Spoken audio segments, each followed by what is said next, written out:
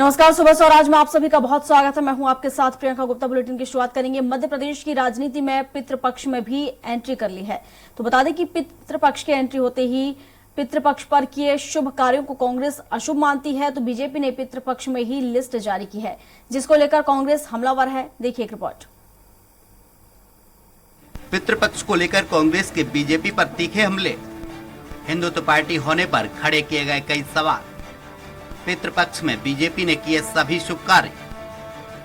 पितृपक्ष में सनातन धर्म नहीं करता कोई भी शुभ कार्य, कांग्रेस पार्टी ने बनाया मुद्दा। भाजपा की हिंदूवादी पार्टी होने पर कांग्रेस ने सवाल उठाए हैं।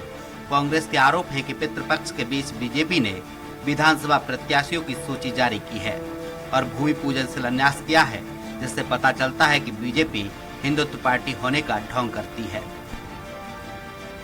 कथावाचक प्राची देवी के मुताबिक सनातन धर्म में मान्यता है कि कोई भी शुभ कार्य पितृपक्ष में नहीं किए जाते हैं। यह हमारे शास्त्रों में स्पष्ट है कि अगर पितृपक्ष चल रहे हैं तो कोई भी शुभ कार्य नहीं किए जाने चाहिए। से आई हूँ धरती में, मतलब जन्म हुआ है। 10 वर्ष हुए हैं बीजेपी को या भारतीय जनता पार्टी को हमारे भारत में आए हुए। उसके पहले 70 वर्षों तक कांग्रेस ने इस देश को संभाला है। इतने बुरे तरीके से तो संभाला नहीं। यदि संभाला होता तो जितना विकास भारत का हम देख रहे हैं, बीजेपी ने 10 सालों में कांग्रेस ने घर बना के दिया। उसमें सजाने का काम, सजावट का काम बीजेपी ने किया है। और घर बनाना कठिन है, जमीन खरीदना, फिर उस पर नींव डालना, फिर मकान बनाना, उसको सजाना सरल है, कोई भी सजा देगा आगे। कांग्रेस विधायक पीसी शर्मा ने कहा कि हमारे धर्मों में कोई भी शुभ कार्य नवरात्रि में किए जाते हैं। बीजेपी ने सारे शुभ कार्य कड़वे दिन में ही कर डाले हैं। हमेशा कांग्रेस पार्टी पर एंटी हिंदू होने के आरोप लगते हैं, मगर हमारी पार्टी सभी काम हिंदू मुहूर्तों के हिसाब से करती है। पितृपक्ष में हमारे पूर्वज नीचे आते हैं, इसलिए हमने कथा का आयोजन किया है।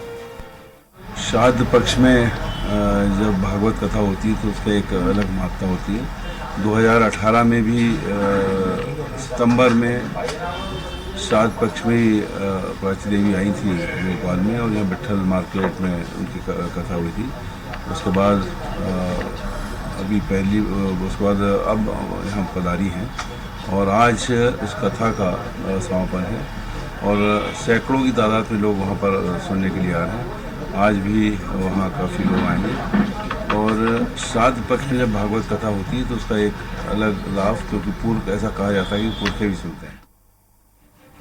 पितृपक्ष में जारी सूची और भूमि पूजन के कार्यों को लेकर बीजेपी विधायक रामेश्वर शर्मा और गृह मंत्री नरोत्तम मिश्रा ने कहा कि हमारे धर्म में सभी कार्य पूर्वजों को खुश रखने के लिए किए जाते हैं। हम लोग पितरों और भगवान को मानने वाले लोग हैं, क्योंकि जे पितृ ही देवता होते हैं। पितृ देवो भवा, पितृ देवता होते हैं। जो हमारे माता पिता, दादा, परदादा, परनाना, परनानी, ये हमारे देवता हैं। यही तो हमारा भला चाहेंगे, यही तो हमारी पैरवी करते हैं देवों के द्वार पर। हमें अपने पितरों पर भरोसा, जिनके पितृ ही लापता है उनको क्या भरोसा होगा। वो अपने पितृ ढूंढे, हमारे पितरों को भरोसा है।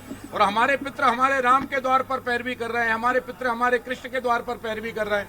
हमारे जिन्हें सनातन की समझ नहीं है वो बात कर रहे हैं पितृपक्ष की। हम तो अपने पुरखों का सम्मान करते हैं और हम जानते हैं कि पुरखे धरती पे आते हैं, ये वो पक्ष है। हमारे धर्म में ही दिया जाता है पानी पुरखों को, और दूसरे धर्मों में दिया ही नहीं जाता है। वहां तो जेल में बंद था, उस बाप को भी कह दिया गया था कि इतनी पानी मिलेगा। और रही बात तो पितृपक्ष की परंपराओं की, तो ये वो परंपरा है जहां नया काम चालू नहीं करते हैं। हमारी सूचियां पिछले 1.5 महीने से आ रही हैं। ये तो वो सोच है जो सूची जारी नहीं कर पा रहे। पितृपक्ष को लेकर मध्य प्रदेश में लगातार राजनीति जारी है। बीजेपी और कांग्रेस एक दूसरे पर हमलावर हैं। पितृपक्ष को दोनों ही पार्टियों ने राजनीतिक मुद्दा बना लिया है, लेकिन सवाल ये उठता है कि आखिर पितृपक्ष पर कोई कार्य करना शुभ या अशुभ है। अब देखना होगा कि बीजेपी ने जो पितृपक्ष में लिस्ट जारी की है, ये 2 दिसंबर के बाद किसके लिए शुभ होगी और किसके लिए अशुभ। भोपाल से दुर्गेश गुप्ता की रिपोर्ट।